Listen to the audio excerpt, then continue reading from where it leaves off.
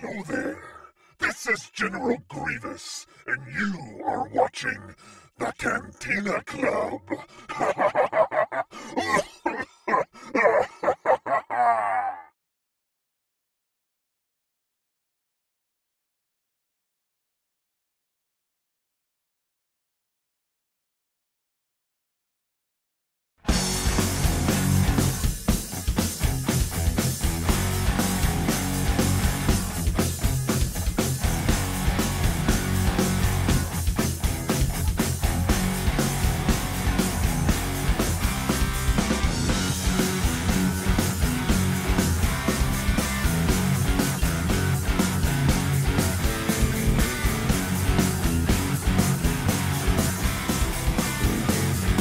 Hey everybody, welcome back to another episode of the Cantina Club. We're going to do episode 2 of Book of Boba Fett and talk about what we thought about it, what we look forward to for episode 3. And we'll be right back after this. We all know around here, Solo always does shots first. Singing your note, raise your glass, and sing your note. Sing it with me, your note. Cantina Club. Yeah, we saw the lyrics. What does it mean? All right, so we're here to talk about Book of Boba Fett, episode 2. So overall, what did you think? What are your initial sort of takeaway from this? What was your initial thought? I absolutely loved it. I was delighted by it. I'm really thrilled with where this series is going. I thought it had one of the best action set piece sequences in all of the live action Star Wars stuff so far on TV. Okay. Yes. Big words. All right. So, yeah, okay. I really loved it. Excellent. Yeah, I enjoyed it very, very much. I don't think I was as blown away as you and as Greedo were, just from my talking to him about it. But that's not to say I didn't like it. I really, really thoroughly enjoyed the episode. Thought it was fantastic. Yeah, the flashbacks are great. I love getting all this sort of Star Wars lore, about the Sand People. I think that's pretty darn interesting. So, okay, so let's go ahead and break it down. What stood out for you as kind of like your favorite part of the episode?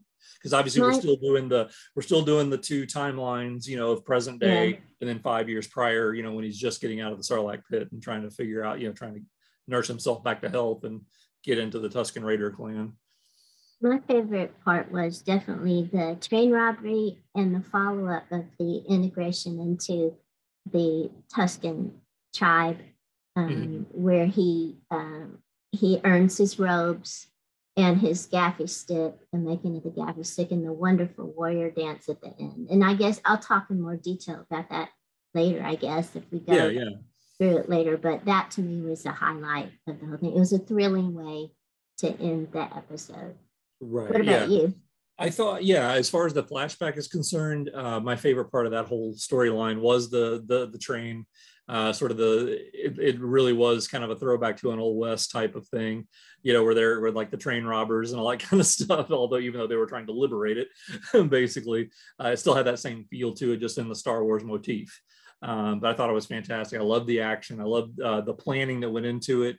It had that nice balance of humor and seriousness that you get in Star Wars when it's done right. So I really enjoyed that part of it. But so that part, and then at the end, the gaffy stick that he carved for himself, and the whole ritual at the end. First of all, them sort of putting the Tusken robes on him, and then he does the gaffy stick, and then they actually do the dance. And one thing that I thought was really interesting too is how slowly but surely throughout the course of the dance, more and more Tuskens join the dance. So by the end of them, all of them are taking part. I thought that was really, really interesting.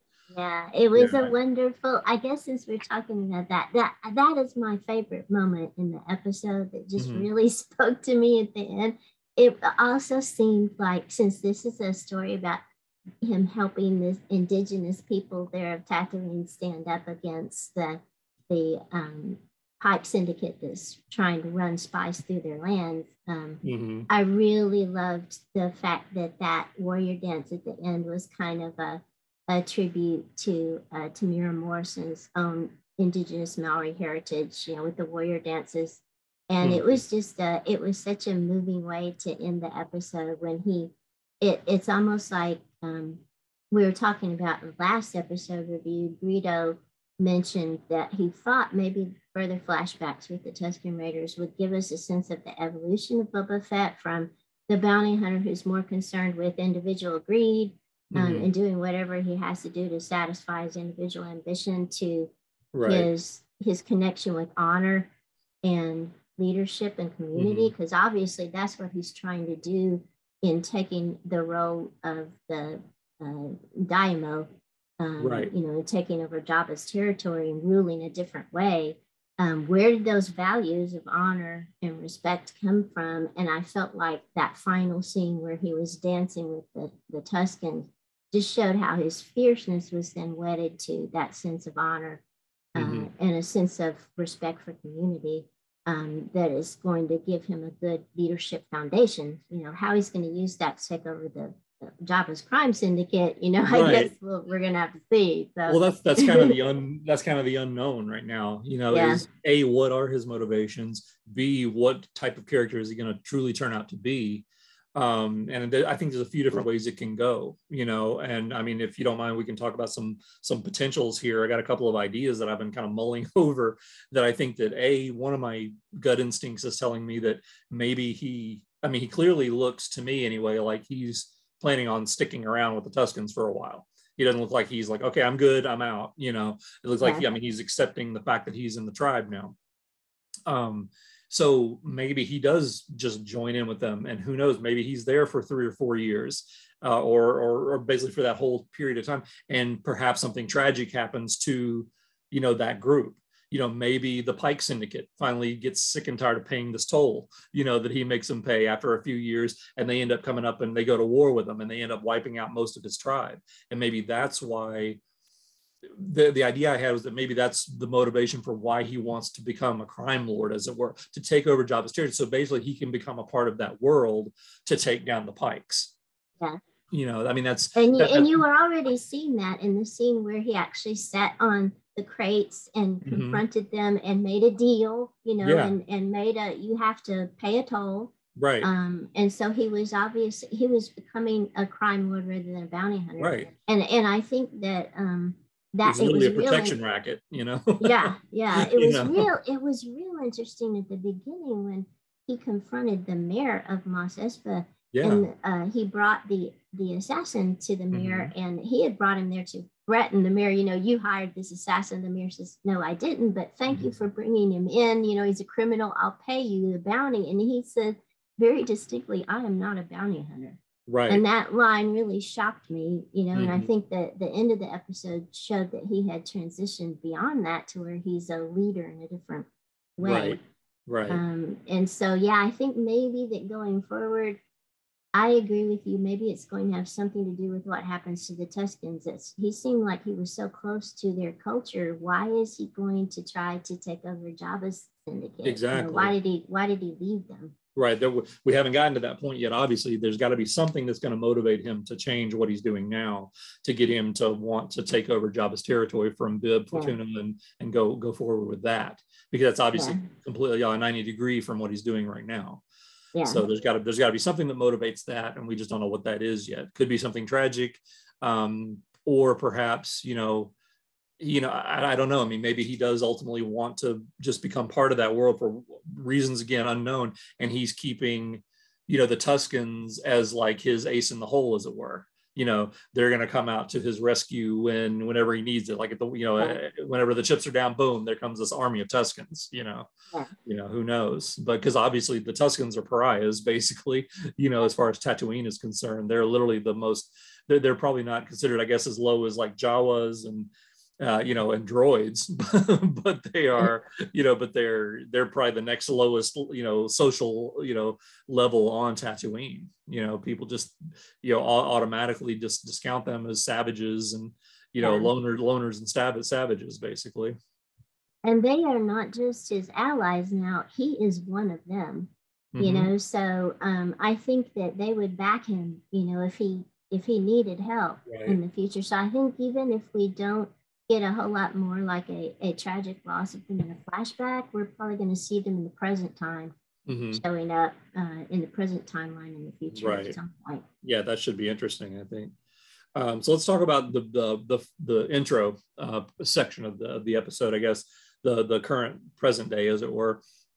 Obviously this episode was real flashback heavy, whereas the last episode kind of went back and forth. This one, it was like basically we got like the first 10 minutes or so of present day, and then the other 35-40 minutes was all flashback. I really am enjoying the present day stuff. I love seeing him interact with these denizens of Tatooine, the mayor and the citizenry and stuff like that. I guess that's the one thing I'm saying when I mean that I wasn't as blown away, because I think I'm a little bit more in love with that storyline than I am the flashbacks at this point. Again, they're both great. I just, for some reason, I'm kind of like, when they go away from it, I'm like, I just want to see more of that. I'm just kind of in that mindset right now. Again, not taking anything away from the flashbacks, but I love the whole, like you kind of already talked about it, the conversation he had with the mayor, the way they shot, the assassin dead, just with no words spoken, just bang, and of course that got the tense situation going with everybody with their guns out, I love that. By the way, was voiced by Robert Rodriguez. Yeah, it was. And also, by the way, I'm not sure if he actually played the role or just voiced it, but last episode he was the Trandoshan. Yeah, who gave the tribute at the beginning. Yeah. Right. Yeah. Exactly. So anyway, so then from there. From the scene with the mayor, he gets his tribute, and like again in true crime lord style, he had that very cryptic message of I will take, you basically serve as long as I will it, I'm allowing you to serve, is basically, that's in such true crime lord fashion, he says that, and then of course he takes the money that he was paying for bringing him the bounty, when he said, I'm not a bounty hunter, he said, I'll just take this as the tribute you should have brought to me, already, and basically we'll call it even, and so from there he gets the message that he needs to go to, and I forget the name of the character in the place, but the other character played by Jennifer Beals. Exactly. So they go over there. Before we go to that, let me ask you one thing about that scene with the mayor. If the mayor claims that first of all, the assassin seems to have lied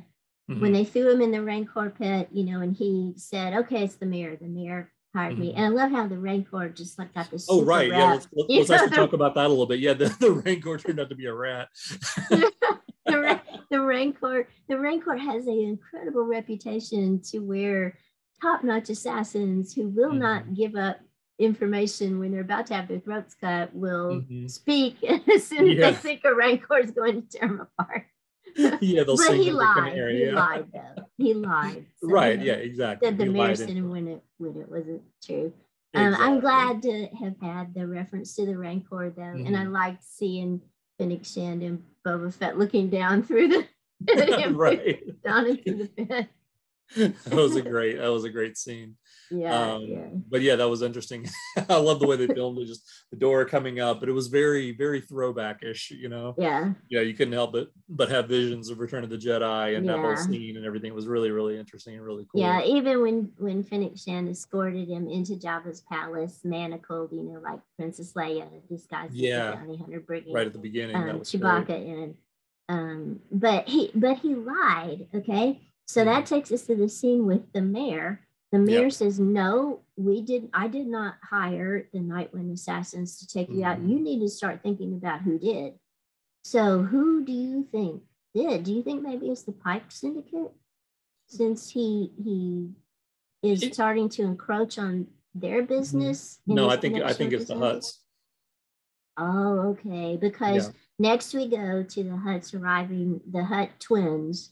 Right. Arriving of course, first he goes to the cantina or whatever the place is, basically the house of ill repute, as it were, and clearly she's Jennifer Beals' character is clearly taken aback by his sudden appearance, by Boba's sudden appearance, and he even made a comment about how you're sweating like a something on Mustafar or whatever, you know, and that she was acting very nervous and agitated. And as they're talking, suddenly we hear this drum beat, you know, coming from somewhere, and everybody stops, including Max Rebo, you know, the band, everybody just stops, you know, and because they know what this means. So of course, you know, Boba and Fennec go outside, and we get this amazing shot.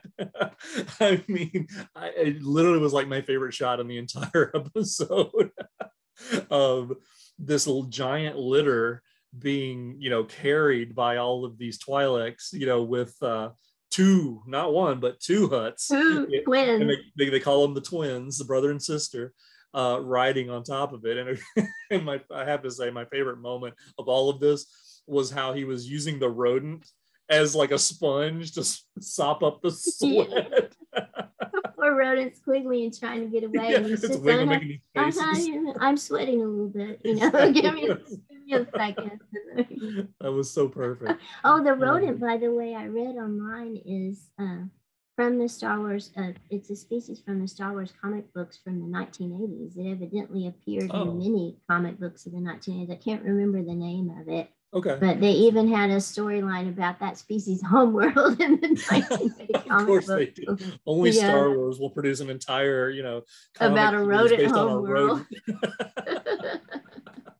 rodent. That's so funny. But before you go on beyond the Hutts, were you disturbed by the incestuous connotations of that scene? It was like gross. Incestuous slugs. It was just so. It was the height of slug disgust. You know, how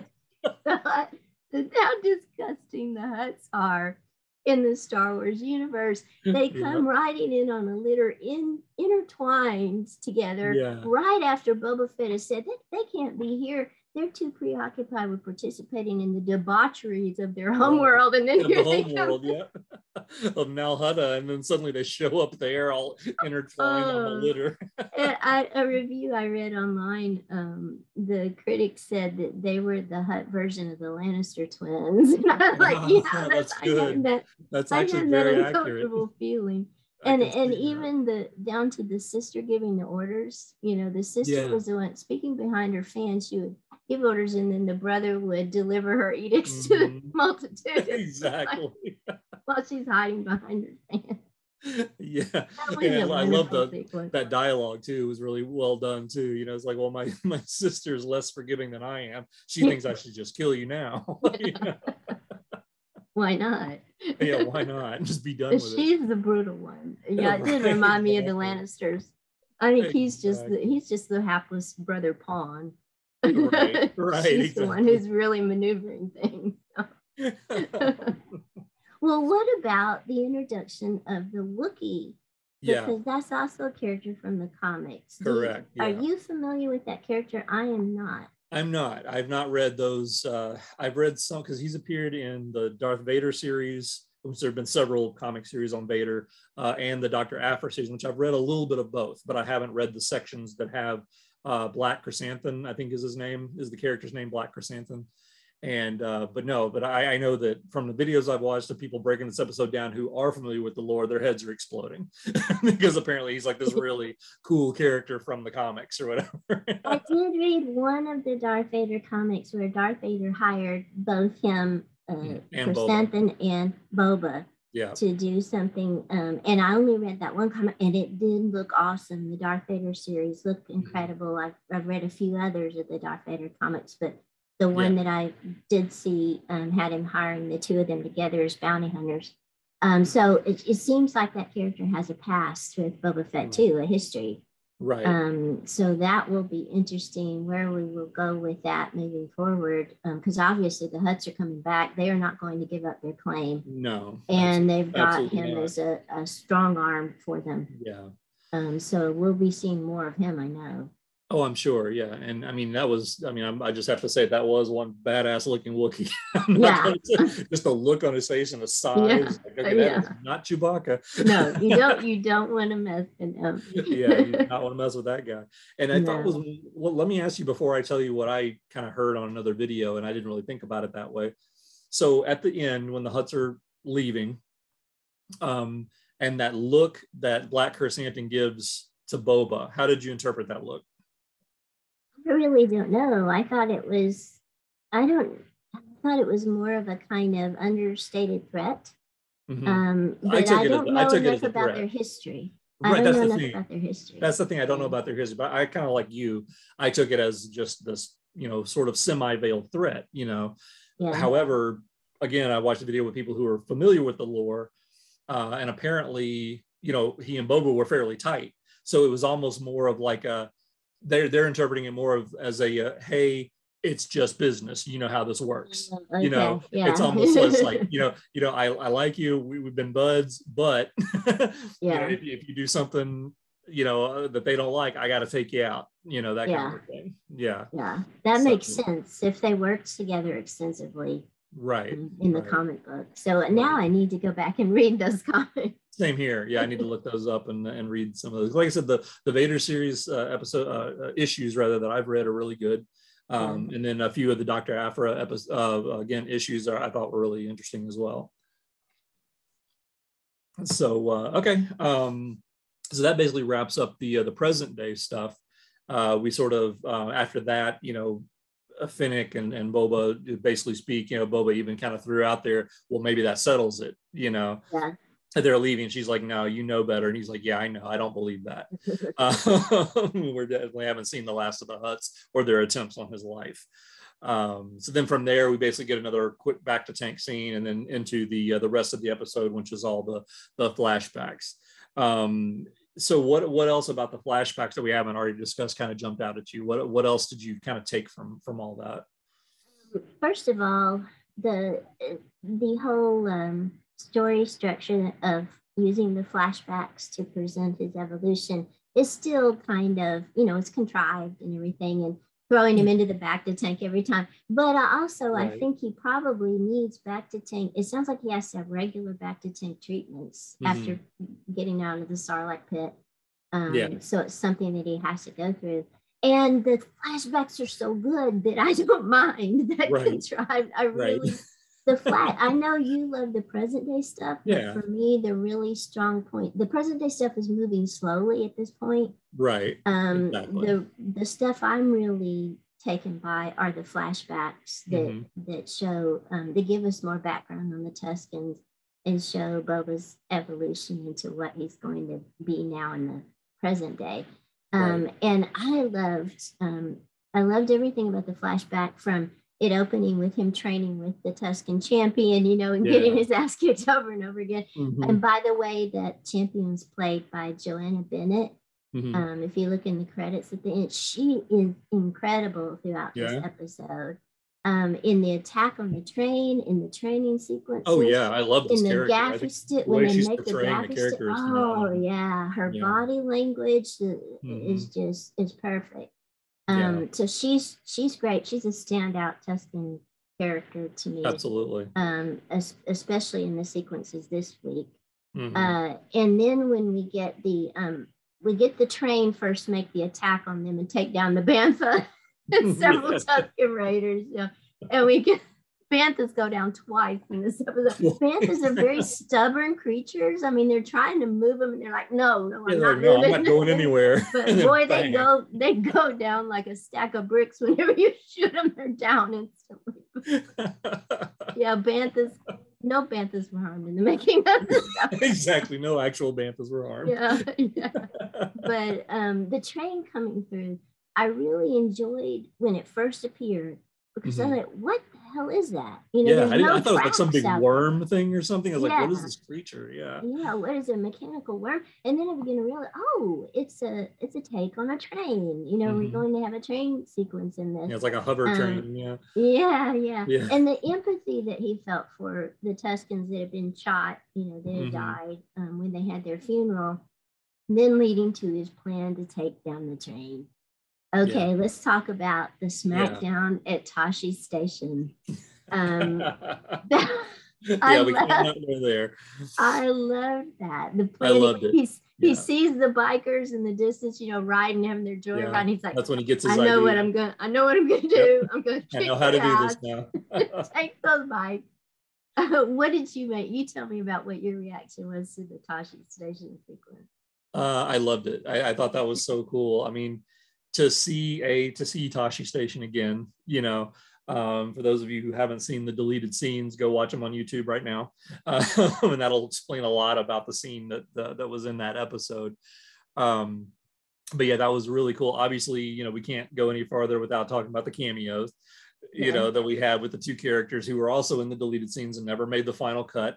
But they're in, they're in the novelization, they're in the comics, they're, radio show. Yeah, even the novelization of Last Jedi, there's a Cammy reference. And like Luke's having a dream, and Cammy's in one of the dreams that he has, when he's on Cammy and Fixer, two of my friends from his teenage days. Right. The ones that berated him and called him Wormy. They still haven't gotten off of Tatooine. Nope, they're still there 5 years later. They're still stuck at Tashi Station. Exactly. And Luke never got those power converters, but they're in much worse shape than him, stuck at Tashi Station for eternity. Exactly. But I love the recreation of it, because if you look at it, it looks identical, the inside of the building. They really did a good job recreating it. But yeah, the Boba throwdown was amazing. He just came in there. It was very reminiscent of the episode of The Mandalorian, where he was just kicking all the stormtroopers' butts. This time he's just kicking all the Nikto's butts, know? and he just basically at the end, he just goes out, gets all their bikes, strings them all together, and takes them with him. I really felt intimidated by him. I'm going to say about Tamara Morrison's performance in this episode. He's an intimidating physical presence to me. Yeah. So, and when he walks in there, and just the way he carries himself, and before he even got there, he goes to the Tusken Raiders and says, "I know what I'm going to do to stop that train. All I need is a gun and a stick." So they give him a gun and a stick, and he walks into that bar, and he doesn't even shoot the guy. He beats the crap out of him with the gun until the gun breaks. The gun just breaks. Yeah. He's like, "Oh well, I guess I gotta now the stick." Now I gotta use the stick. Yeah. And then throwing one of them through the convenient plate glass that's like in the middle of the Tashi Station for no reason except for a Nikto to have his head rammed through the glass. It was a classic bar fight scene. It was wonderful. And Morrison did it so wonderfully. Exactly. I mean, he's an imposing figure. I did meet him at Celebration in 2012, and got my picture with him and all that. And if I can find it, I'll put it up here on the episode. But I mean, but really, obviously, really nice guy. He was very friendly. But yeah, physically, I mean, he's a big, thick guy, but so he has definitely an intimidating presence about him for sure, especially if he's coming at you to kick your butt. I can imagine. That would be beyond with a gun, beating you to death with a gun, with a rifle. Exactly. So that's where he basically came up with the plan how to take down the train. He takes out the Niktos, gets all the speeder bikes, takes them back to the to the tribe, and that produces probably the funniest moment of the episode, I thought, is when he says, the leader of the tribe is like, "Here, this is my gift to you." And meanwhile, the Tuskens are starting to like take it apart, like beat on it and rip pieces off. He's like, no. He's like, "We're going to use these. We're not going to go through them and rip them apart." that was so funny. Response. That was so funny. And then of course we get the scene of him, teaching them how to ride, which was funny. That was my favorite funny scene. And I almost wonder if the Bantha line was improvised. The way it came off, it looked almost like an improvisation. He said, "Like a Bantha." Like a Bantha. They're like, "What? No? Okay." And learning to jump from one speeder bike to another is like, "Oh, Luke made it look so easy in Return of the Jedi." No, this is what happens when people without the Force do it. Exactly. This is how you do it when you're not a Jedi. But yeah, that was a really funny little scene, and it was almost like had this been an 80s movie, that would have been the montage. The training montage. Yeah, exactly. The Rocky montage. Rocky 3. But anyway, so yeah, so they, you know, he gets them all prepared to ride these things, sets up a battle plan, and then they get basically we get round 2 with the train coming through, and another bantha goes down. Another bantha goes down in this attack. Exactly. And the group that's on the train is, like we referred to earlier, the Pike Syndicate. And of course, you know, my geek levels are off the chart because Pike Syndicate basically was written for the Clone Wars. So even though we saw a couple of them in Solo, so this is not their live action debut, it was neat to see them kind of extensively used in this episode. You know, shooting down the Tuskens and trying to protect their spice, basically. So I loved, obviously, anytime we get, you know, characters specifically written for the Clone Wars, you know, making that transition into live action. I love that. That was really, really cool. I guess my highlight of the train sequence was the character you've been referring to, sort of, you know, Boba's trainer. The way she turned and literally just rammed her bike into the train and then used that momentum to get up there. And then she literally just went through the car, taking people out one by one, taking out the Pike Syndicate guys. And then but my favorite shot was the one where the guy who was through the porthole kind of shooting, he just goes down and all of a sudden her head pops up.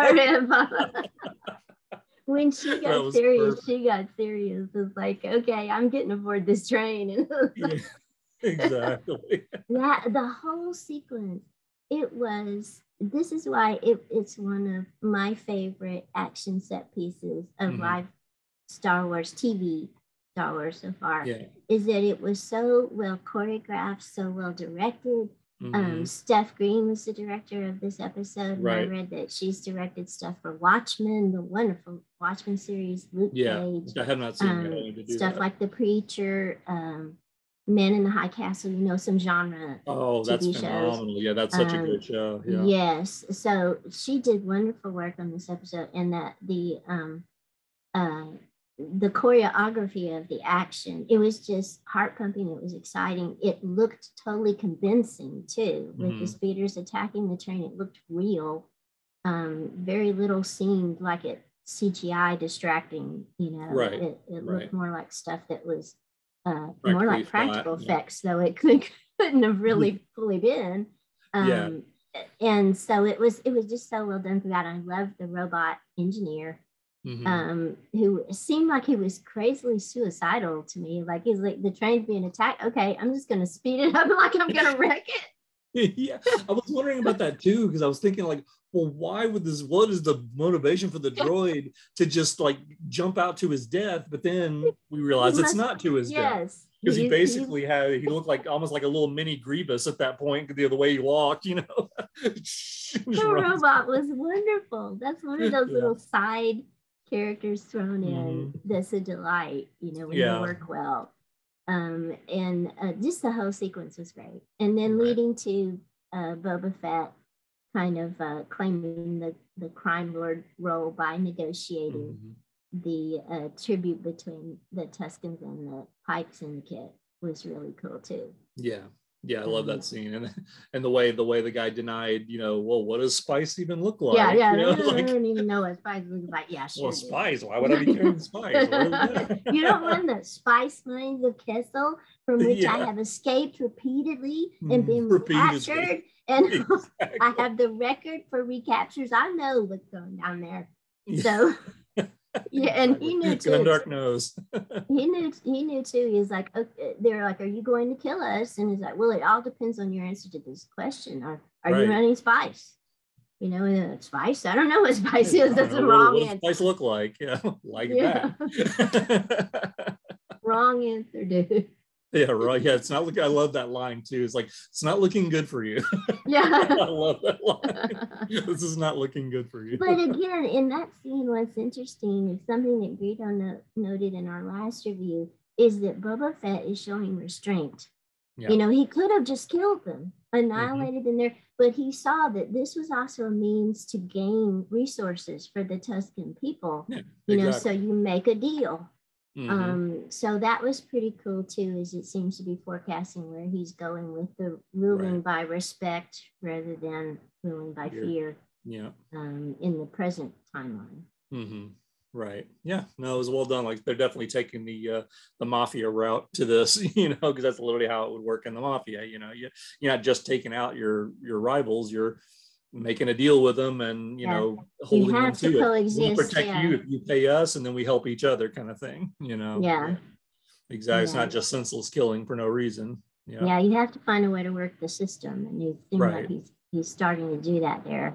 Right. Exactly. So that leads us to him going back with the tribe, and we have the spirit quest sequence where the spirit quest. Yeah. They thank him for his guidance by giving him a spirit guide, giving him gifts, and I love how he opens it like, oh, a lizard. Oh, okay.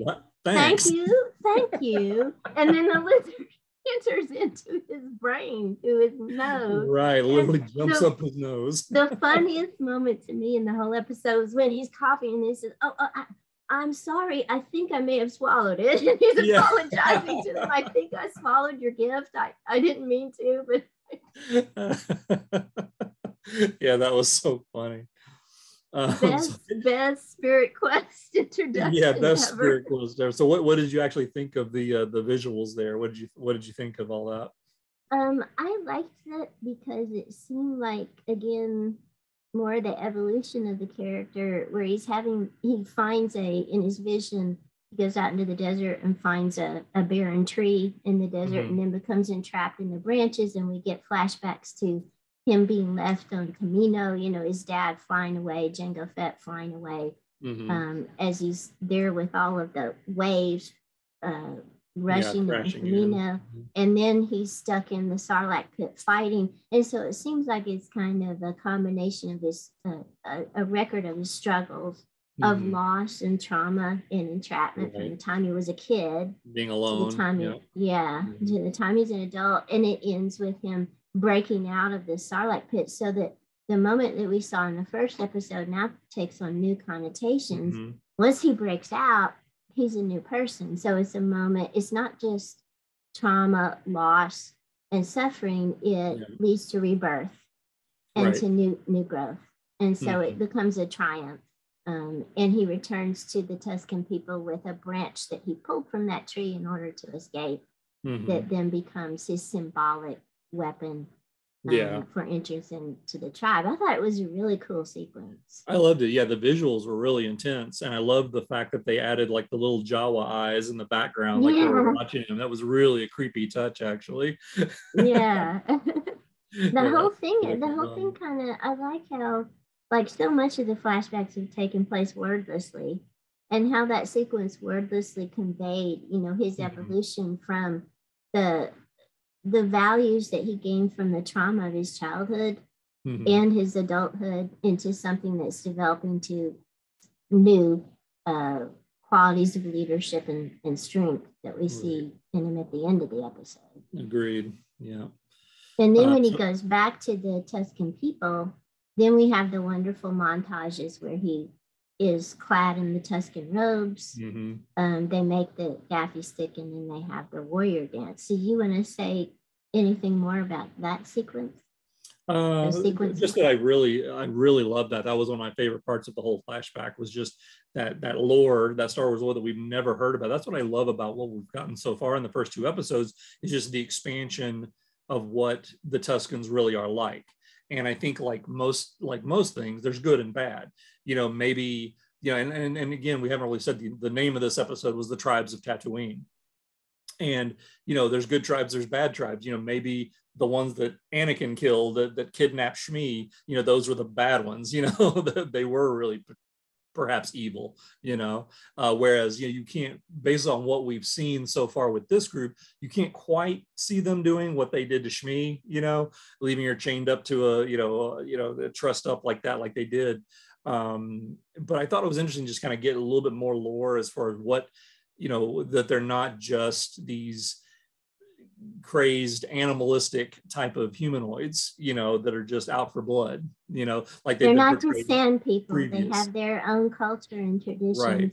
And a lot of that brutality, it seems like that both episodes imply come out of the struggle for survival in a harsh environment. like they were using slave labor by enslaving Boba and the Rodian in the previous episode. Absolutely. Just like Shmi was kidnapped and enslaved by that other tribe. But once Boba was able to prove his value to them on a different level, then his whole relationship with them changes. And they recognize that he can contribute to survival in a different way as a respected member of their culture. Right. Exactly. And one thing that I do want to say about the gaffy stick sequence, well, when they clad him in the Tuscan robes, it gave a whole new depth to the costuming, and the costume design. They were doing it so reverently, with such respect. Right. And then he comes out and the little child comes up to him and is like touching it, like these are the adult warrior robes, this is something that's very special. Yeah, he was really looked almost starstruck at that point. Yeah. Oh, look at this. Whereas he had been treating him as less than dirt, at the beginning of the previous episode. But when they go to make the gaffy stick, this is something that Greedo pointed out when we were messaging about this after the episode. He goes out to the workshop where they're going to make the stick, and you get that incredible shot where the Tuscan warrior woman comes up to him with the branch, and she's standing there in front of the workshop, which is based on a Ralph McQuarrie drawing of the Tuscan and I did not Raiders. Catch that until he sent that to me. It is a perfect replica of that beautiful amazing painting, by Ralph McQuarrie. Absolutely, yep. And I never would have picked up on that either. Maybe you can drop an image of it in the video. I will, definitely. But it was just it evoked the beauty of Ralph McQuarrie's designs, from the original trilogy. Phenomenal. And then that was just followed up with that beautiful montage of making the stick, which was extended, and it was very fascinating, where you saw all the different parts that they put together. And again, the respect and the pride that Tamir Morrison gave to the character as he was engaging in this and being guided to do it. And then to end with the warrior dance, that to me was just the perfect ending. It kind of just brought everything together that he had learned. All of the themes of the episode, uniting fierceness and fighting with honor, respect, and community.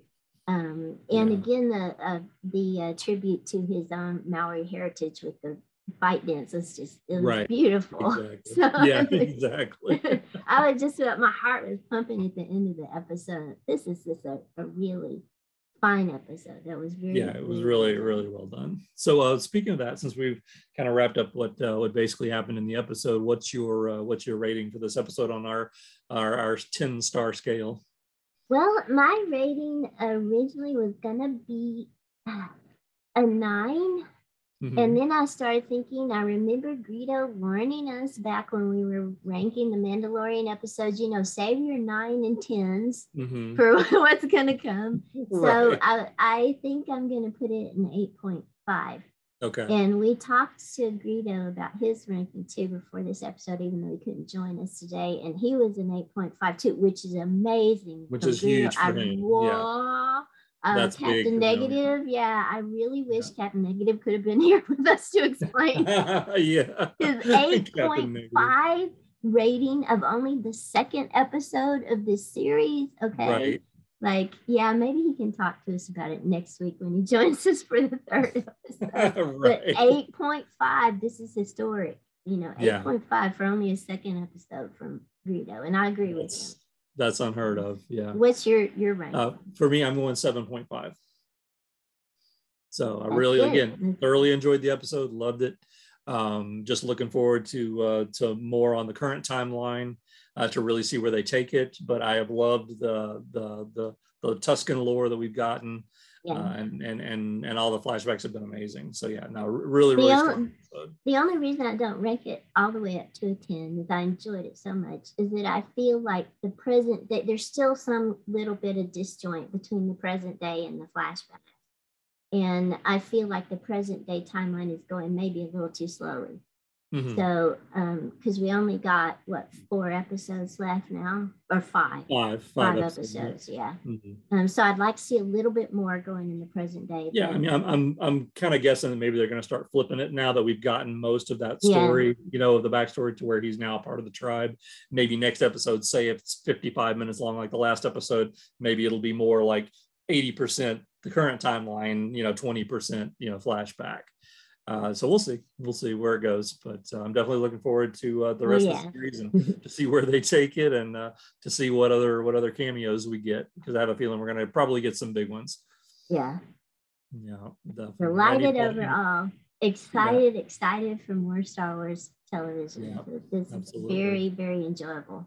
Oh yeah, phenomenal. Any other final thoughts? That's it. I'm looking forward to episode 3 and to the rest of this season.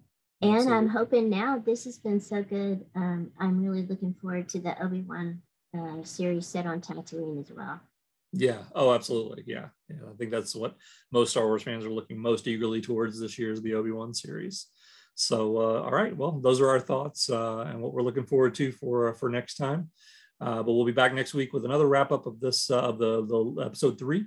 And until then, just give us a like, leave us comments down below, subscribe to the channel, and click the little bell icon so you can get alerts when we do post these new episodes. And until then, we'll talk to you later. Thanks, guys.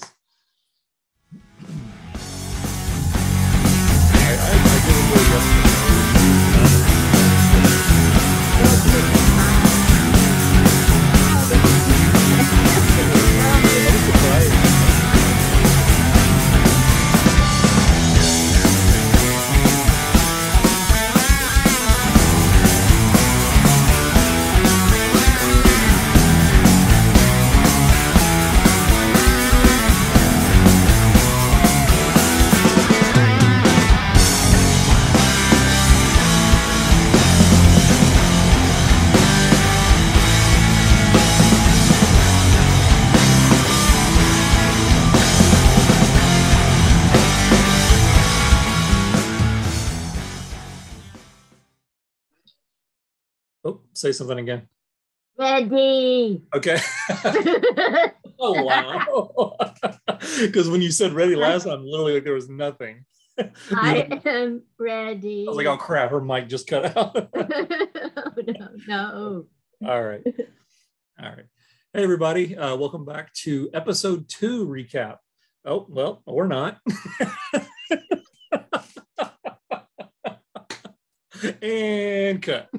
We went to the Rodian, the inner and a dramatic way. Oh, yeah, we have a Rodian entering our midst.